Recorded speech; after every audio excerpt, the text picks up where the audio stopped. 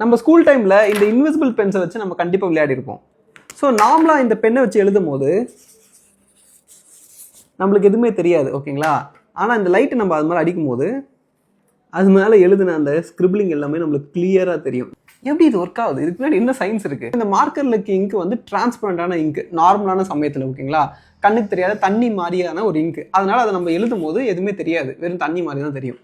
ஆனால் அந்த லிக்விடு வந்து ஒரு ஃப்ளோரசன்ஸ் ப்ராப்பர்ட்டி இருக்குது. அது என்னன்னா, இந்த லைட்டில் இருக்கிற யூவி லைட், இதுலேருந்து யூவி லைட் எமிட் ஆகும். அந்த யூவி லைட் அந்த லிக்விட் மேலே படும் போது அந்த லிக்விட்குள்ளே இருக்க ஆட்டம்ஸ் இருக்கு இல்லையா, அந்த ஆட்டம்ஸில் இருக்க எலக்ட்ரான்ஸ்லாம் வந்து ஹையர் எனர்ஜி ஸ்டேட்டுக்கு மூவ் ஆகி திரும்பி லோயர் எனர்ஜி ஸ்டேட்டுக்கு இறங்கும். ஏன்னா இந்த லைட்லேருந்து கிடைக்கிற எனர்ஜினால அது பண்ணும்.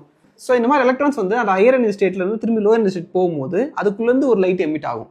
ஸோ பேசிக்காக இந்த லைட்டை நம்ம அது மேலே அடிக்கும் போது அந்த லிக்விட்லேருந்து ஒரு லைட் நம்மளுக்கு ரிட்டர்ன் ரிஃப்ளெக்ட் ஆகும். அந்த லைட் தான் நம்மளுக்கு அந்த எழுதுன அந்த லெட்டர்ஸ்லாம் வந்து கிளியராக விசிபிள் ஆகுது. ஸோ உங்களுக்கும் இந்த பெண்ணை வாங்கி ட்ரை பண்ணணும்னு ஆசையாக இருந்தால் இங்கே லிங்க் கொடுக்குறேன், பர்ச்சேஸ் பண்ணி பாருங்கள். தேங்க்யூ.